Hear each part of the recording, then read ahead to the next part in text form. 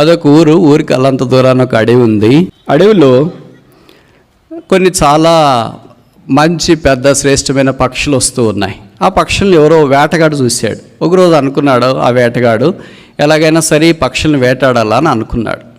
వేటాడాలని వేటగాడు అడవిలోకి వచ్చి పక్షులన్నీ చూసిన తర్వాత, సరే ఈరోజు వద్దు రేపు వస్తాంలే అని అనుకున్నాడు. ఈ పక్షుల్లో ఒక పెద్ద పక్షి, ఒక లీడర్ పక్షి ఏం చెప్పిందంటే, మిగతా పక్షులన్నీ కూర్చొని రేపటి నుండి మనం ఇలాగూ జాగ్రత్తగా నేర్చుకోవాలా, పాటించాలా అని చెప్పాడు. ఏంటంటే మొదటిది వేటగాడు వచ్చాడు, రెండవది ఏంటంటే నూకులు చల్లాడు, నూకులు అంటే గింజలు, మూడవది ఏంటంటే వల వేసాడు, నాలుగవది ఏంటంటే పడతావేమో జాగ్రత్త.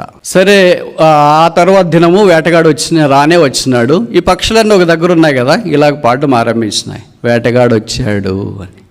వేటగాడు అనుకుని నేను వచ్చింది వీడికి ఎలాగ తెలిసింది? నూకలు చల్లుతాడు, అరే నేను నూకలు చల్లేది కూడా వీటికి ఎలాగ తెలిసింది? వలేస్తాడే, వలేసేది కూడా వీటికి ఎలాగ తెలిసింది? పడతావేమో జాగ్రత్త అని అంటూ ఉన్నారే, నా సంగతులన్నీ వీటికి ముందే ఎలాగ తెలిసింది అని అనుకున్నాడు. ఈరోజు అయితే నేను నూకులు చల్లి వలేసినా కూడా ఒక పక్షి కూడా పడేటట్టు లేదు, ఎందుకంటే చాలా బాగా తెలుసుకున్నాయి కనుక ఈరోజు లాభం లేదనుకొని మళ్ళీ వెళ్ళేసి రెండో రోజు వచ్చినాడు. వచ్చిన వెంటనే అదే కోరసే పాడినాయి. వేటగాడు వచ్చాడు, నూకులు చల్లాడు, వలేసాడు, పడతావేమో జాగ్రత్త అని. వేటగాడు ఇంకా ఇలాగే అయిపోయిందని మూడో రోజు వెళ్ళాడు. నాలుగో రోజు ఇలాగ అయిపోయిన తర్వాత విసిగిపోయి మామూలుగా పాడుతూనే ఉన్నట్టున్నాయి. ఈరోజు అట్లయితే కాదు, ఒక ట్రైల్ చేస్తామని వచ్చినాడు. వేటగాడు వచ్చాడని అలాగే పాడాయి. నూకులు చల్లుతాడంటే నూకులు చల్లేసాడు, వలేస్తాడంటే వలేసేసాడు. వలేసిన తర్వాత ఇంకా దూరం వెళ్ళి ఉన్నాడు, పడతాయా లేదా పడకపోతే ఇంక నా దారి నేను వెళ్ళిపోతానని. సరే కొద్దిసేపు అయిపోయిన తర్వాత అక్కడికి వచ్చినాడు. సేమ్ కోరస్ పాడుతున్నాయి. వేటగాడు వచ్చాడు, నూకలు చల్లాడు, వలేస్తాడు, పడతావేమో జాగ్రత్త. ఎలాగ పాడుతున్నాయి తెలుసా? పడి పాడుతున్నాయి వలలో.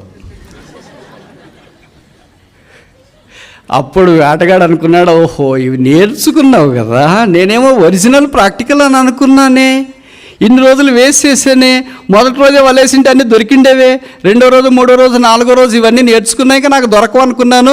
కానీ ఇప్పుడు తీరా నాకు అర్థమైన సంగతి ఏంటంటే, ఈ ఊరికే నేర్చుకున్నాయి, పడిపోయి కూడా పాటలు పాడుతున్నాయి అని. ఇప్పుడు వేటగాడు వాళ్ళంతా దగ్గరికి అనుకొని భుజం మీద వేసుకొని పోతుంటే మళ్ళీ పాడుతున్నాయి. వేటగాడు వచ్చాడు, నూకలు చల్లాడు, వలేసాడు, పడతావేమో జాగ్రత్త. ఎక్కడి దాకా తీసుకెళ్ళాడంటే ఇంటి దాకా తీసుకెళ్ళి వాటిని చంపేటప్పుడు కూడా సేమ్ కోరస్, సేమ్ పిచ్చు, సేమ్ ట్యూన్లో పాడుతున్నాయి. వేటగాడు వచ్చాడు, గింజలు చల్లాడు, వలేసాడు, పడతావేమో జాగ్రత్త. ఇంకేం పడతావు అని కోస్తుంటే మనకి జీవితం యొక్క స్టోరీ కూడా అదే. అన్నీ చెప్తానే ఉంటాం పడిపోయి కూడా. ఇశ్రాయేల్ యొక్క పరిస్థితులు అలాగే ఉన్నాయనుకుంటా.